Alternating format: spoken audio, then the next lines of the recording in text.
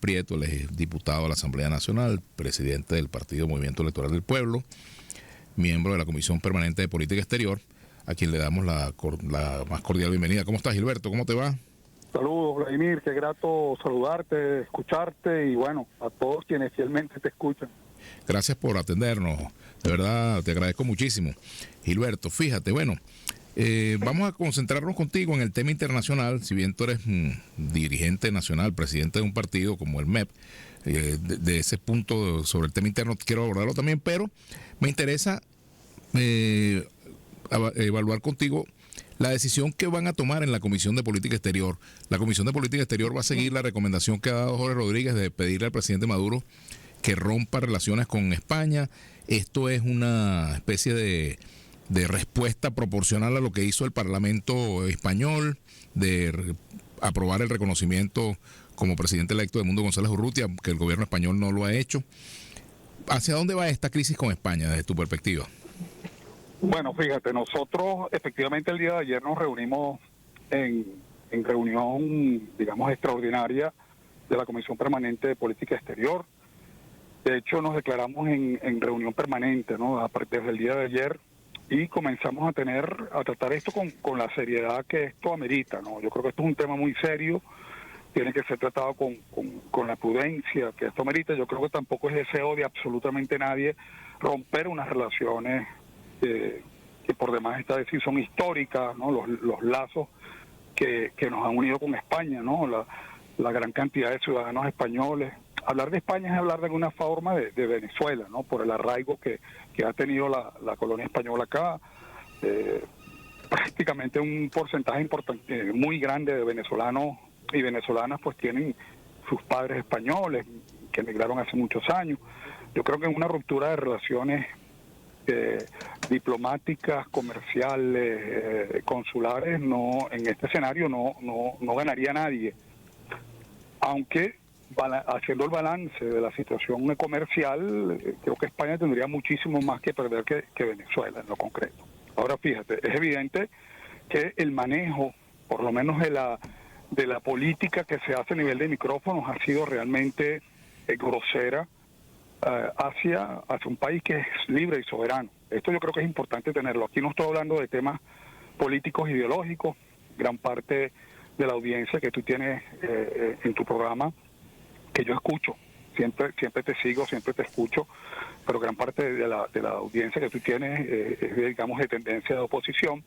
Pero por eso yo creo que este es un tema que debemos que, en cierta forma, sacarlo del escenario político y ponerlos todos como venezolanos, pues. El tema electoral es lo que de alguna forma ha originado toda esta situación que se está planteando. El hecho que en un Congreso, que es un poder, en este caso el Parlamento español, que es uno de los poderes públicos de un país, se pretenda reconocer a un presidente de otro país en los términos como se está haciendo, a todas luces una injerencia en los asuntos internos de Venezuela. Un tema como las elecciones venezolanas es un tema que se resuelve a lo interno de un país, como efectivamente se ha venido haciendo. Aquí en Venezuela, entre venezolanos, a través de los poderes públicos del país, se resolvió el problema. Hubo un recurso contencioso electoral, se llamaron a todos los actores, algunos fueron, otros no, se hizo hubo una sentencia, y a nivel institucional dentro del país se resolvió una circunstancia determinada. Ahora fíjate, luego de esto, y además es un guión que ya nosotros los venezolanos y las venezolanas conocemos, estamos viendo países que comienzan de nuevo a repetir el guión que ya vimos con Juan Guaidó, de desconocimiento del presidente de la República, desconocimiento de un proceso electoral, etcétera, etcétera, etcétera. Porque si bien es cierto, esto es un tema político, porque esa resolución que fue aprobada por el Parlamento español no tenía valor de ley, no era vinculante. Digamos, dentro del escenario de las relaciones entre los países existe la diplomacia y existe la política. Yo creo que esto es importante tener, y tenía que tener una respuesta contundente de parlamento a parlamento, que es lo que efectivamente nosotros... O sea, que esto se va a quedar hasta allí, ¿o tú crees que vamos a avanzar hacia una ruptura de relaciones? ¿Cómo piensas votar tú en la comisión? quien tiene la decisión es el jefe de las relaciones internacionales del país. Eso comentaba yo ayer, fíjate Gilberto, comentaba yo ayer que así como en España el jefe de la política exterior es el jefe de gobierno, en Venezuela también es el presidente de la República. Entonces, exactamente, quien tiene la última palabra es el presidente de la República, que es el jefe de la política exterior. Efectivamente, yo como venezolano, como persona que me duele, independientemente de mi posición política e ideológica, a mí me duele que otros países, por ejemplo, que el presidente, que esto sí es una postura de un jefe de Estado, lo hablo yo como venezolano, ¿okay? Él dijo efectivamente que no reconoce a González Urrutia, pero que tampoco reconoce al presidente Nicolás Maduro. O sea, bueno, porque ahí hay un problema, fíjate, él no está, el gobierno español se refiere a los resultados de las elecciones, el gobierno tiene una embajada en Venezuela, con lo cual indica que está reconociendo al gobierno que está aquí presente. Es evidente. Pero hay un problema con los resultados, porque ellos dicen que hasta que no tenga un soporte, lo que publica el CNE y lo que decide el TCJ, un soporte verificable, que es el reclamo que están haciendo amigos del presidente Maduro, como Petro, Lula y López Obrador, pues no tienen elementos para dar ese reconocimiento de la victoria del presidente Maduro. Eso es lo que han dicho.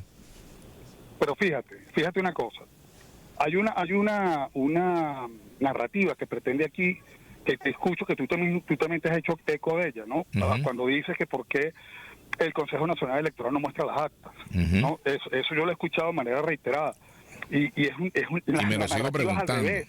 Claro, pero cuando yo digo que la narrativa es al revés, Vladimir, si yo estoy diciendo que se hizo fraude, de acuerdo a lo que dicen las leyes venezolanas, porque primero la Constitución dice que el ente rector de los procesos electorales es el Consejo Nacional Electoral. No cualquier persona que venga y diga, yo aquí tengo una página, yo voy a publicar la cosa y yo voy a usurpar las funciones del ente rector. Eso está al margen de la ley. Primero eso. Segundo, hay una ley aquí de procesos electorales. Y esa ley es bien detallada, te explica desde cómo instalar una mesa hasta todo lo que puede concernir un proceso electoral. Precisamente, Gilberto, fíjate tú lo siguiente, porque me gusta conversar contigo, porque contigo se puede conversar y yo sé que tú conmigo puedes conversar también. Fíjate lo siguiente. En ese sentido, está lo siguiente, tú has sido militante de partido muchos años, ¿verdad? Yo también he sido militante de partido muchos, tengo mucho tiempo que no milito, pero he estado en proceso electoral, he sido miembro de mesa de testigos, jefe de, en fin, claro. todo, he parecido candidato, he ganado, he perdido, conozco los procesos electorales, conozco la ley, etcétera. Entonces, claro, en los procesos anteriores, de hecho, el Consejo Nacional Electoral abría la publicación de las actas. De hecho, el propio presidente del CNE el presidente Luis Amoroso prometió que se iban a publicar las actas 30 días después de las elecciones y no se han publicado. Y lo mismo ha dicho el presidente de la Asamblea en el año 2013, lo dijo, Jorge Rodríguez, lo dijo el propio Escarrá, que en un mes se publicaban. No se han publicado. Entonces, ¿cómo hace para verificar un resultado si no hay alguna base que lo sustente? Pero además de eso, tú dices que a la oposición le corresponde presentarla. Ok, que las presente, pero o sea, se supone que quien debe presentarla... Pero quien debe presentarlos es el CNE, que es el primero que debe presentarla para tranquilidad del país. Si tú me acabas de decir ahorita que has sido miembro de mesa y que conoces el proceso electoral venezolano, dime tú cuándo en la historia por lo menos en los últimos 30 procesos electorales se han publicado actas. Nosotros se publican son resultados. Y se publican mesa por mesa, claro. A través de la plataforma digital, a través de la página del Consejo Nacional Electoral, tú tienes la posibilidad de ver resultados. De hecho, perdóname, fíjate, aquí hay dos procesos que no sean, que eso no se dio. Aquí, por ejemplo, no hay referentes de publicación de datos específicos del proceso que eligió a la última constituyente que eligieron. Y de paso tampoco hay datos específicos del proceso del referéndum sobre el Esequibo. Es decir, esas son cosas que son atípicas en el proceso electoral, y esto del 28 también tiene pinta de ser atípico, claro, desde mi perspectiva, ¿no? Claro, Vladimir, fíjate, primero yo creo que me das la razón en decir de que el Consejo Nacional Electoral no publica actas. Vamos a ir poco a poco para que la gente tenga la claridad de lo que debe ser el proceso electoral. Entonces, si es así, ¿por qué dijo el presidente del CNE que se iba a publicar esos resultados? ¿Por qué dijo que no? Se publica, es que nadie ha dicho que no se puede. ¿Cuál es el mecanismo que tiene el Consejo Nacional Electoral para publicar los resultados? Una página, ¿verdad? Ajá. ¿Y por qué no se han publicado? Antes que se realizara ¿tú has intentado entrar en la página? Desde el día 29. Desde el día 28. Ajá, ¿están publicados mesa por mesa, centro por centro? No, hermano, la página, y eso también fue una denuncia que se hizo pública, ¿okay? Y no es cuento de camino, con Vladimir. Tú sabes perfectamente que a nivel del mundo existen, digamos, combates y guerras de quinta generación. Antes eran los grupos armados que salían a echarse plomo, movían tanques, movían tropas. Luego, ahora es la guerra de los drones. Tú ves desde una oficina, te aprietas un botón y sale un dron y explotan, matan gente a nivel satelital. Y la guerra cibernética existe. Fue público notorio. Se estaba hablando de 30 millones de ataques a las páginas, no solamente a la del CNE, a más de 26 instituciones del Estado se le han tumbado las plataformas. Pero fíjate, por ejemplo, ¿Cómo publican? Yo soy jefe de partido, Vladimir, yo quiero saber también. ¿Cuántos votos sacó el mes, por ejemplo? Tú no sabes cuándo sacar. Yo tengo una información global, pero yo quiero saber también a nivel de cada las mesas, como tú lo estás informando, y cuál es el mecanismo que tiene el Consejo Nacional Electoral para publicarlo a través de su plataforma, que sigue. Ellos abrieron pero la página. Si es así, pero yo te pregunto, para que tú me aclares en mi panorama y a la audiencia. Si eso es así, ¿cómo es que certifican un resultado sin el 100% de los votos, por ejemplo? ¿Y cómo es que si hubo ese hackeo, entonces ahora sí hay un resultado definitivo y no se produjo la auditoría que ha debido producirse? Son preguntas que se lo hace cualquier ciudadano, ¿no? Claro, Vladimir, si tú sabes en qué consiste el voto se hace, es electrónico. Porque no es el acta la que dice el voto, eso es para el chequeo y la verificación del voto. El voto es una transmisión que se hace cuando tú cierras el voto. Cuando tú cierras la mesa pasa una llave en la maquinita y ¡pum! Y sale la transmisión directo al centro del COP. Existían dos plataformas, Vladimir, y eso ha sido público porque lo explicaron. Habían dos plataformas, una principal y una como tú sabes, el plan B que había, y las transmisiones lograron hacerse. Y no tienes que esperar el 100% para dar los resultados. Lo que históricamente se hace es que cuando se tiene un porcentaje importante, que generalmente es por encima del 80% de perdóname, aquí los daba Tibisay Lucena, que en paz descanse, los daba con el 90 y tanto % de los votos, que era y fíjate, y en este caso quedaron, de acuerdo a lo dicho por el pueblo CNE, para las cifras como se presentaron, quedó más del 20% que no se había reportado, y allí podía cambiar los resultados. Es decir, hay muchas cosas que no están claras, que eso lo aclararía, mi querido Gilberto, una auditoría abierta al proceso. ¿Por qué no se hace y resolvemos este problema y bueno, nos hubiésemos evitado todos estos presos y toda esta situación y todo esto que tenemos Vladimir, ahora? El 81%, por encima del 80% ya te da una tendencia irreversible. Más del 80%, efectivamente con el 81% se dio el primer cómputo, ¿no? Y posteriormente se dio el otro con el 92%. El segundo, que bueno, ya lo que hizo fue ratificar la victoria del presidente Nicolás Maduro. Yo creo que había una intencionalidad de perturbar el sistema electoral o el proceso electoral venezolano para generar la crisis que tú estás viendo. Pero fíjate, Gilberto, como pueblo venezolano. Fíjate, Gilberto, que por cierto te he invitado al estudio para que venga y hablemos una hora aquí con la audiencia, nos tomamos todo el tiempo. Es más, estoy dispuesto a darte la hora y media completa para que lo hagamos, de verdad. Además somos amigos por encima de cualquier diferencia. Es verdad. Fíjate, Gilberto, a propósito de eso, ¿no? La oposición publicó las actas que dicen tener. Yo no participé de ese operativo, yo no milito en ningún partido. Ellos fueron peores, ellos ya decían que habían ganado las elecciones con el 9%, de las actas. Pero en todo caso publicaron sus actas, ¿verdad? Se dice que esas actas son falsas, que no sé qué. ¿Por qué no se hace una verificación de eso? O sea, yo digo, ¿por qué no se le hace una auditoría a ese material que estaba publicado allí? ¿Por qué no se le hace una auditoría con veedores de uno y otro? Por ejemplo, ¿por qué el peritaje que hizo el Consejo Nacional Electoral y el TCJ, porque ese peritaje no se hizo con representantes de los partidos que participaron del proceso, con representantes de las candidaturas, distintas candidaturas, la del Mundo González, la de Enrique Márquez, la del otro? ¿Por qué no se hace así? Se supone que en una auditoría tienen que estar presentes todas las partes, no solamente una de las partes, ¿verdad? Pues es como el VAR del fútbol. Bueno, en el VAR piden el VAR, o el árbitro del fútbol tiene que ser un árbitro, que cumpla las reglas en ese sentido. El VAR es para verificar cuando hay un error. En este caso, el VAR es la auditoría, ¿verdad? Para hablar un poco en términos futbolísticos, ¿no? Entonces, ¿por qué no se hace eso? ¿Por qué no se hizo el peritaje con representantes de los partidos que están compitiendo? ¿De dónde sacaste esa información? Bueno, hermano, dime una declaración de algún representante de algún partido de los que, por ejemplo, en el caso del Mundo González Urrutia, de la plataforma unitaria, que haya participado en la auditoría. No participaron en la auditoría, en el peritaje que hizo el CNE. ¿Qué hizo el TCJ? Hasta donde tú sabes que el proceso electoral venezolano es auditado 18 veces, ¿no? Antes, durante y después del proceso.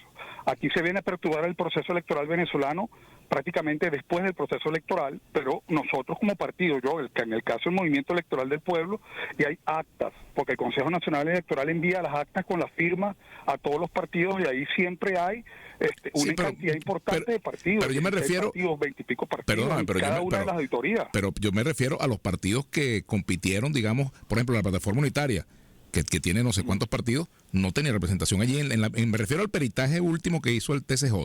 O sea, ¿por qué no se hizo? Pero fíjate ¿Me tú... estás hablando del TCJ o del CNE? Del peritaje que se ordenó, el último ya, porque prácticamente... Porque ¿qué pasa? ¿Por qué? Porque el Tribunal Supremo de Justicia asumió las competencias que el CNE no agotó hasta el final, asumió las competencias del CNE. Esa es la verdad verdadera. Bueno, pero ¿y por qué las asuma? Porque había un recurso contencioso. Cuando eso cae en manos del Tribunal Supremo de Justicia, es el Tribunal de Justicia. Oye, una cosa, Vladimir, a mí el sentido común me dice algo. Ajá. Porque tú me hablaste de las actas y todas estas cosas. Hay que leer lo que dice la ley. La ley dice, por ejemplo, que para que un acta sea válida, léelo, debe contar con unos requisitos y te dicen cuáles son los requisitos. Ni siquiera los testigos, porque tú puedes tener, no todos los partidos tienen testigos en todas las mesas, pero sí los miembros de mesa, sí la persona que se encarga de cerrar el proceso y enviar la transmisión, el responsable de mesa. Eso es lo que le da validez a un acta. Entonces yo digo, si estos señores tienen en sus manos las pruebas, ¿por qué no las entregan? ¿Por qué no las hicieron llegar, por ejemplo? ¿Por qué las ponen en una página web y no las entregan al Tribunal Supremo de Justicia? Y tú no te has dado cuenta que hasta el mismo Urrutia dijo que él no sabía nada de actas. Y él mismo, eso lo dijo su abogado, que él no sabía nada, que no, fueron convocados al Tribunal Supremo de Justicia, los demás partidos, Rosales estuvo ahí, y absolutamente todos ellos dijeron desconocer y no saber nada de actas. Entonces yo no entiendo esto. Entonces ni Urrutia, que era el candidato, supuestamente el presidente electo, sabe de actas, tampoco lo saben los otros candidatos o los otros jefes de partidos que apoyaron al candidato González Urrutia. Nadie sabe. La única persona que sabe de actas es María Corina. ¿A ti esto no te parece extraño? ¿Por qué si yo tengo las pruebas en la mano de manera contundente, por qué no las utilizo? Porque yo no voy, no es colgarlas en una página del Consejo Nacional Electoral. Es de verdad ir por los canales. Si tú crees, aquí está la República, ahí está el país, están sus instituciones, pero claro, acuérdate que ellos tienen años hablando que aquí no hay separación de poderes, que no sé qué. Bueno, pero es que perdóname, ese argumento tiene mucho peso. Todos sabemos aquí cómo se eligen los poderes y a quiénes designan en los poderes. Una persona que hasta ayer fue miembro del PSUV no va a actuar imparcialmente en una elección. O sea, por lo menos no hay que ser, sino, como dicen, la mujer del César no solamente debe ser, sino parecer, ¿no? Entonces, claro, hay como que muchos temas, pero fíjate lo siguiente. Todas las posiciones allí. Sí, bueno, el mismo del Pino, en las declaraciones que hizo antes de irse del país, lo dijo claramente, que él no podía decir que había habido un fraude. Bueno, y lo está fuera del país, bueno, cada quien asume su cosa. Pero fíjate, nos quedan 2 minuticos, Gilberto. Dime, hermano. Yo quiero recomprometerte y recomprometerme a que te vengas al estudio para que hagamos un programa completico. Es más, si quieres hacerlo con alguien de la oposición, lo hacemos democráticamente aquí, hacemos un debate, porque yo no soy vocero de la oposición, yo soy periodista y bueno, tengo mis puntos de vista, pero básicamente lo que soy es un periodista. Y finalmente, yo quiero preguntarte, para despedirte, porque ya me queda un minutico, preguntarte sobre la decisión, cuándo vota la Asamblea Nacional la decisión sobre si rompe o no, si solicitan o no la ruptura de relaciones con España, y tu visión sobre el tema de las sanciones, en qué medida las sanciones pueden afectar la marcha de los acuerdos con Estados Unidos, sobre todo en materia petrolera. Por ejemplo, si el gobierno venezolano, así como pidieron ustedes, pide Jorge Rodríguez la ruptura de relaciones con España, pediría que se vaya Chevron también. Bueno, fíjate, yo no puedo, no me puedo meter en la cabeza de una persona y opinar por otra persona. Yo te puedo decir desde la perspectiva personal. Primero, nosotros nos declaramos en reunión permanente como Comisión de Política Exterior. Nosotros hicimos una larga reunión en donde se fijaron puntos puntos de vista, se recolectaron una cantidad de propuestas. Yo di la mía, la gente de la oposición dio las de ella, o sea, una cuestión bien amplia.